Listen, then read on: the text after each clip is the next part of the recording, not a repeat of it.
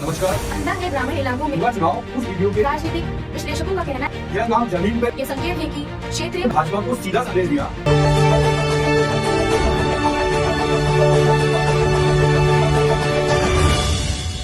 नमस्कार, मैं हूं अनिल सक्सेना।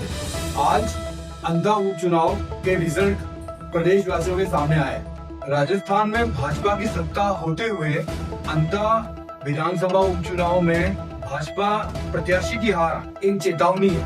पूरा चुनाव उस वीडियो के इर्द गिर्द घूमता रहा जहां वसुंधरा राजे अंधा विधानसभा क्षेत्र की समस्याएं गिना रही थी और मुख्यमंत्री बड़े तन्मयता से उसे नोट कर रहे थे। इस पर मतदाताओं ने पूछा कि क्या 2 साल में हुए भाजपा के काम सिर्फ कागजों में है, यह काम जमीन पर क्यों नहीं दिखाई देते। इस पूरे उपचुनाव में कांग्रेस यह आरोप लगाती रही कि नरेश मीणा को भाजपा शह दे रही है और वो भी कांग्रेस के वोट काटने के लिए। लेकिन देखा यह गया रिजल्ट आने के बाद नरेश मीणा ने कांग्रेस को जितना नुकसान नहीं किया उससे ज्यादा नुकसान भाजपा को किया। इधर माना यह जा रहा है कि भाजपा का कोर वोट बैंक भी घर बैठ गया। अंधा के गाँव में सड़क, पानी, बिजली और शमशान की समस्याएं जस की तस रही और कई गाँवों में ग्रामीणों ने मतदान का बहिष्कार भी किया। यह संगठन और सरकार की सबसे बड़ी नाकामी मानी जा सकती है। बूथ प्रबंधन ढीला रहा, कार्यकर्ता उदासीन रहे और पन्ना प्रमुख गायब रहे। भाजपा प्रदेश अध्यक्ष की सक्रियता भी जमीनी स्तर पर प्रभाव नहीं छोड़ पाई। यह उपचुनाव मुख्यमंत्री भजनलाल शर्मा की पहली बड़ी परीक्षा थी और नतीजों ने साफ किया कि सरकारी योजनाओं का प्रभाव जमीन तक नहीं पहुंचा। वसुंधरा राजे का परंपरागत प्रभाव भी अंधा को नहीं बचा सका। अंधा ने भाजपा को सीधा संदेश दिया कि भाजपा संगठन से योग्य व्यक्तियों को जोड़े, न कि सिफारिशी को। नेतृत्व मजबूत करो और सरकारी कामों को फाइलों से निकालकर जमीन तक पहुंचाओ, वरना आने वाले चुनाव और कठिन होंगे। नमस्कार, आप देख रहे हैं ललकार न्यूज और मैं हूँ आपके साथ यशस्वी चौहान। अब हम बात करते हैं अंधा उपचुनाव रिजल्ट के बाद वरिष्ठ पत्रकार अनिल सक्सेना की संपादकीय टिप्पणी पर। उनके द्वारा बताए अंधा उपचुनाव के उन बिंदुओं की जिन्होंने इस चुनाव को भाजपा के लिए सबसे बड़ा राजनीतिक संकेत बना लिया।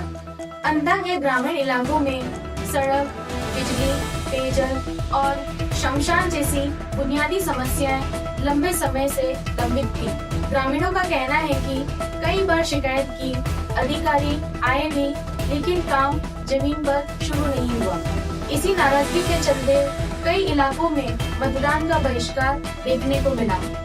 भाजपा की तरफ से प्रदेशाध्यक्ष मदन राठौड़ ने प्रचार किया, बूथ स्तर रिपोर्ट भी तैयार की, लेकिन इन सभी प्रयासों के बावजूद भाजपा का संगठन जमीनी स्तर पर कमजोर साबित हुआ।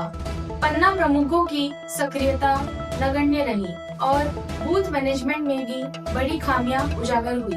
राजनीतिक विश्लेषकों का कहना है कि प्रदेश नेतृत्व और संगठन के बीच तालमेल की कमी इस हार का सबसे बड़ा कारण बनी। दूसरी ओर मुख्यमंत्री भजनलाल शर्मा के लिए यह उपचुनाव पहली बड़ी परीक्षा माना जा रहा था, लेकिन सरकारी योजनाओं का असर ग्रामीण क्षेत्रों तक नहीं पहुंच पाया और यही असंतोष भाजपा की हार में निर्णायक साबित हुआ। वसुंधरा राजे, जो हाड़ौती क्षेत्र में एक बड़ा प्रभाव रखती है, उनकी मौजूदगी भी इस सीट को बचाने में सक्षम नहीं रही। ये संकेत है कि क्षेत्रीय प्रभाव और पुराने समीकरण अब तेजी से बदल रहे हैं। कांग्रेस उम्मीदवार प्रमोद जैन भाया ने स्थानीय मुद्दों पर लगातार पकड़ बनाए रखी, गांव-गांव जाकर जनता का भरोसा जीता और इसी कारण उन्होंने निर्णायक बढ़त हासिल की। निर्दलीय नरेश मीणा ने भी महत्वपूर्ण वोट खींचे, जिसका सीधा नुकसान भाजपा को हुआ। अंधा उपचुनाव के नतीजों ने साफ कर दिया है, राजस्थान में भाजपा को केवल शीर्ष नेतृत्व के भरोसे नहीं, बल्कि मजबूत जमीनी संगठन, सक्रिय कार्यकर्ता और वास्तविक विकास कार्यों की जरूरत है। कागजों पर बनी योजनाएं अब मतदाताओं को प्रभावित नहीं करती। लोग परिणाम चाहते हैं, बदलाव चाहते हैं और अपने हिस्से का काम पूरा हुआ देखना चाहते हैं। अंधा में भाजपा की मोरपा सुमन की हार से संदेश स्पष्ट है।